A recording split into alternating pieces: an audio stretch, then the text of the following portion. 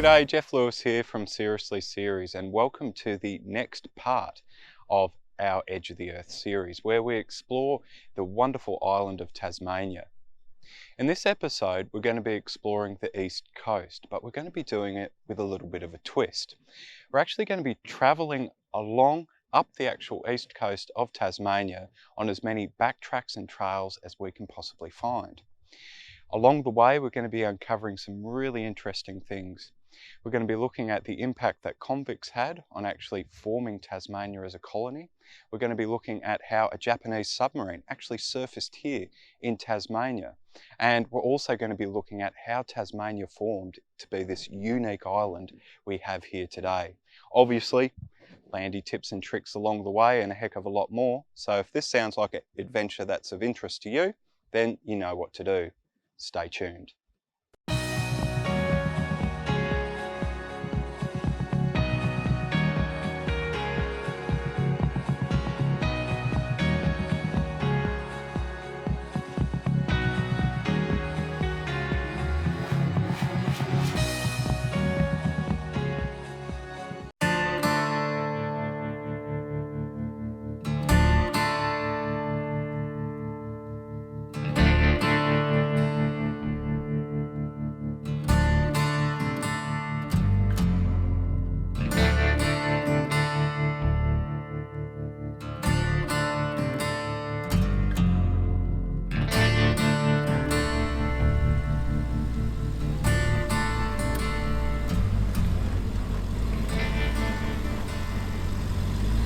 For this trip, we would travel slightly inland, following many of the trails blazed over the years by the early settlers and the old logging trails, uncovering some of the forgotten secrets of this part of the world.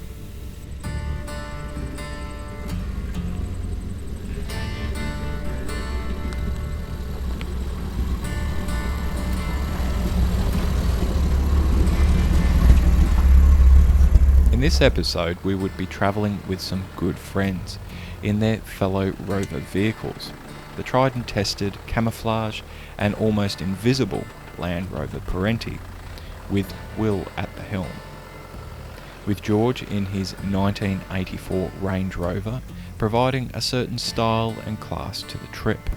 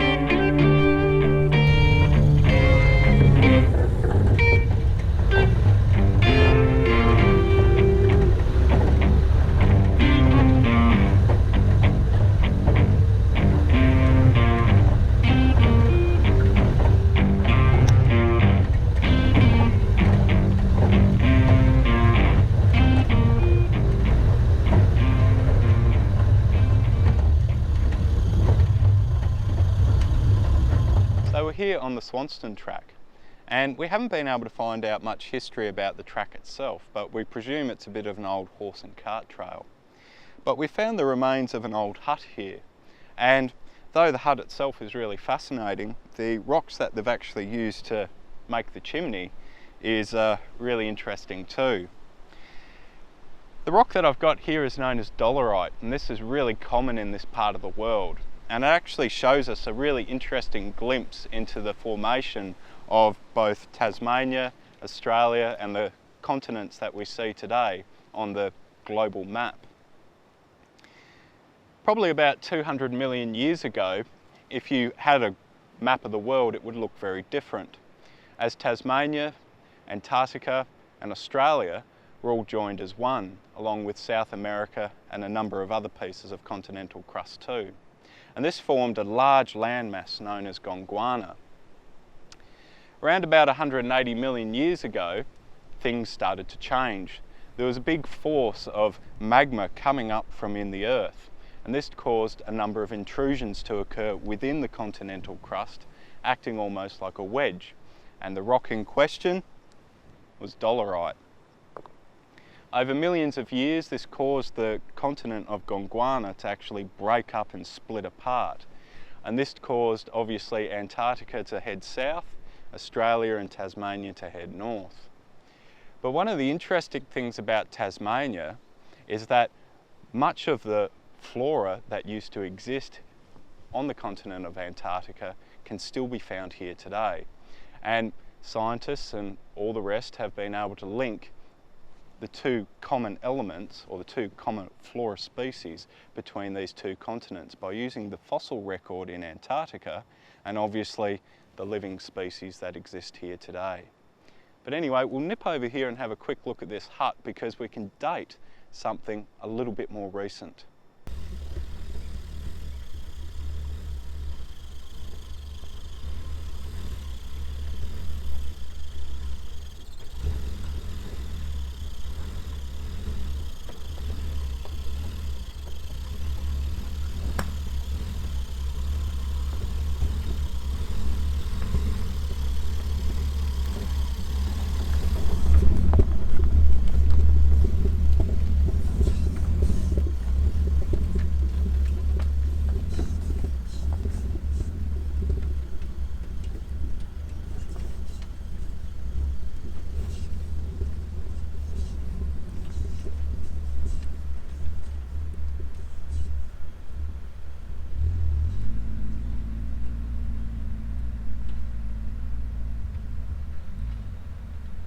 We've all been having a bit of a chat about how old we think the track is here. We think it probably dates back to probably the mid-1800s, but the hut that we've got here has obviously some more mod cons. And we were just looking at this bit of roofing iron here, and a way of being able to date roofing iron is actually the curve of the roofing iron itself. Roofing iron that was made before 1920, like this one here, has each end curved, whereas more modern roofing iron obviously has a dip at the end. So that's one way that you can obviously date what you're actually looking at in regards to roofing iron. Pretty fascinating.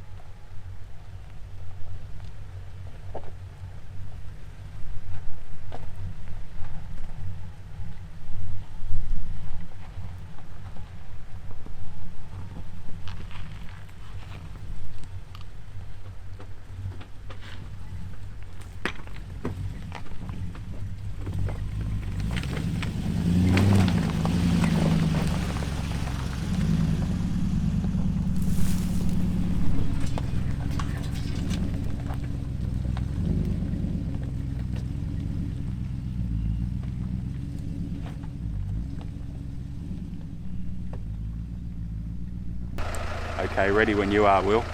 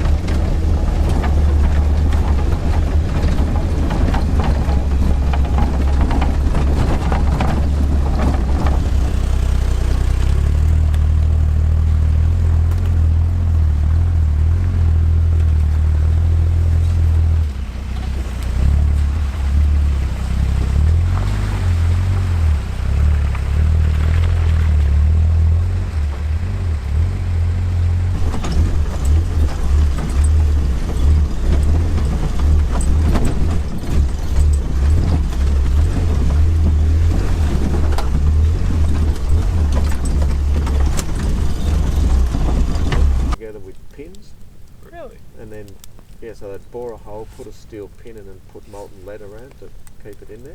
Wow. And apparently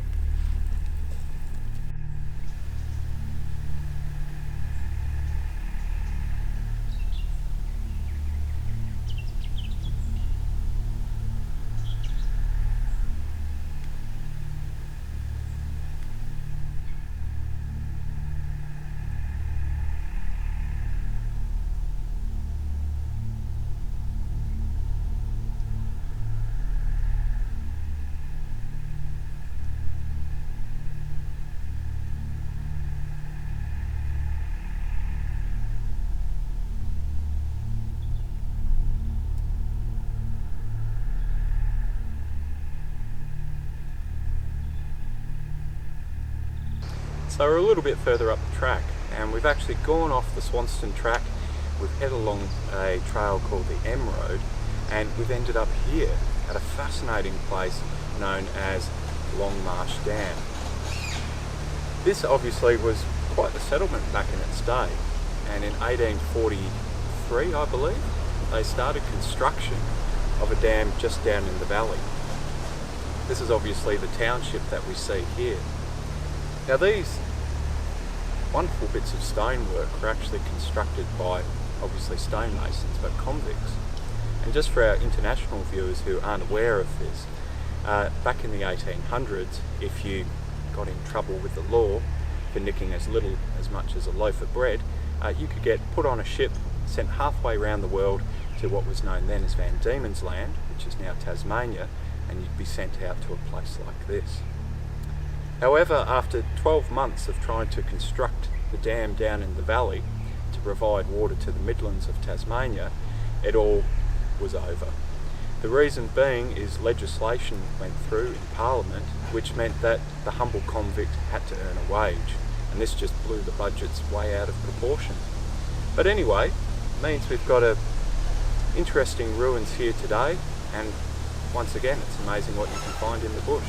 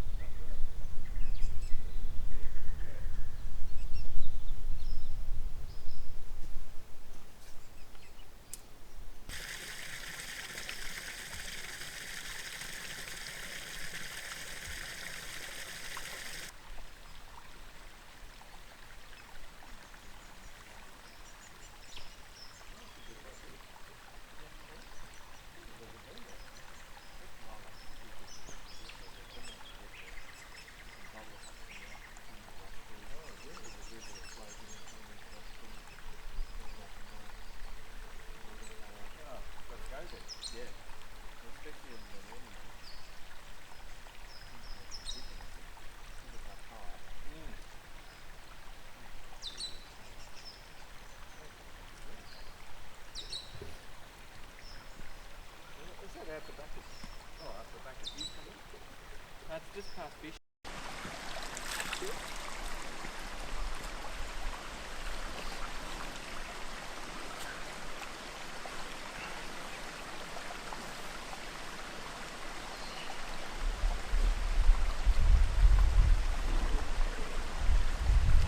Oh, How's that? that's hot. I tell you what, that'd be the best place to put some beers in.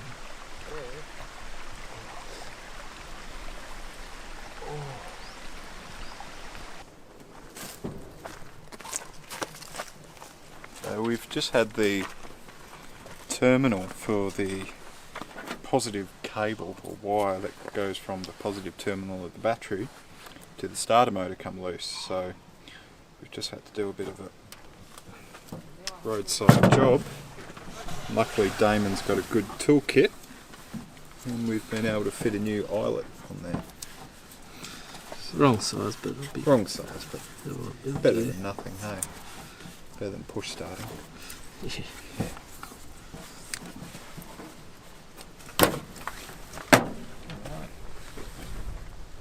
Making business.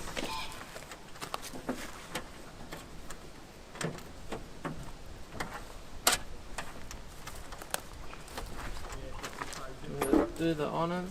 Yep. Just wait. Yeah, wait. Until you're clear. Oh, Good? yep.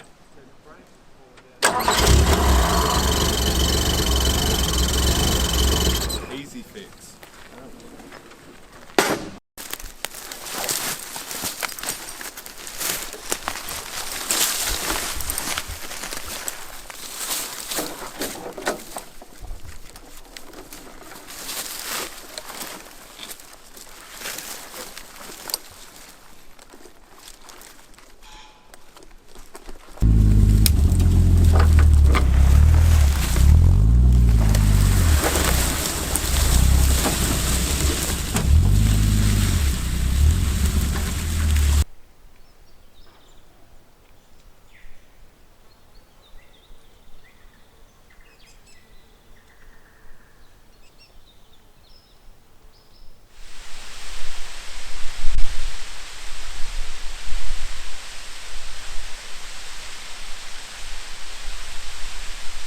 So we're a little bit further up the trail and basically we've been travelling slightly inland from the coast, travelling along the hills and mountains that straddle the east coast of Tasmania.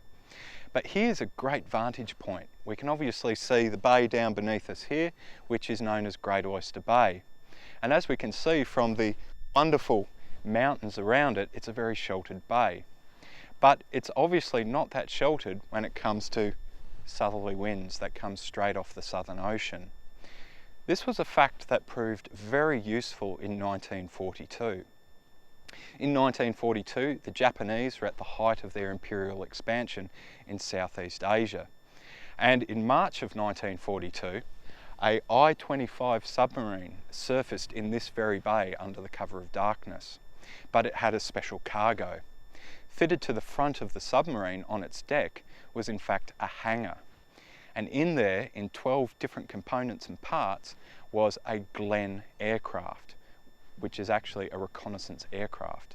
This was then assembled and the aircraft took off and actually flew down the east coast of Tasmania. It then even flew up the main harbour of Hobart, the Derwent River, taking photos of coastal installations along the way, fortifications and defence systems too. The remarkable thing is that not one shot was fired. The aircraft then turned round, flew back up the coast to the submarine. It was then stripped apart, put back in the hangar, and the submarine submerged.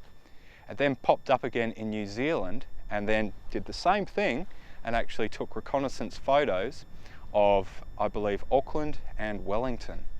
So it's amazing, you know, we really think that we're on the edge of the earth here, but the term World War really does bring it into context. Even though miles away from anywhere, it really was a world war. Oh yeah, right there.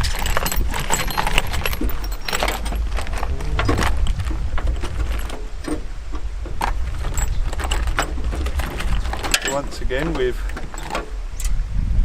lost nuts and bolts along the way. So, luckily, plenty spare. Well, it just isn't a proper Land Rover adventure without having to pull the toolkit out at least once. The rough track and road conditions had caused the newly installed bolts to lose their nuts. Obviously now they're somewhere lost along the trails of the east coast of Tasmania. But anyway, Damon, as always, was well prepared, and with a good assortment of nuts and bolts, there was just enough found to put the guard back on to make some miles.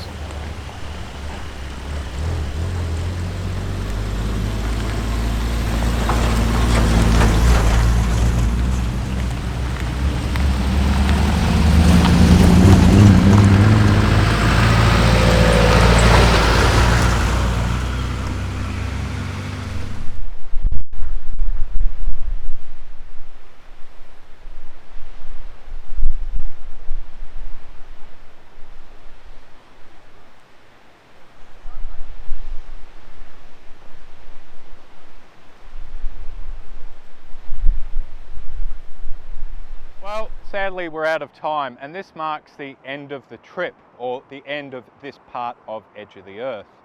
But it doesn't mark the end of the adventure. We've explored the southern half of the east coast of Tasmania, and I just want to take the time to thank those that have contributed to this series, particularly ICOM and Toyo Tyres, and our other supporters via PayPal and Patreon, along with our army of subscribers and regular viewers via YouTube. If you haven't subscribed to Seriously Series as of yet, please do. It's the best decision you'll make, and I hope to see you in our next video.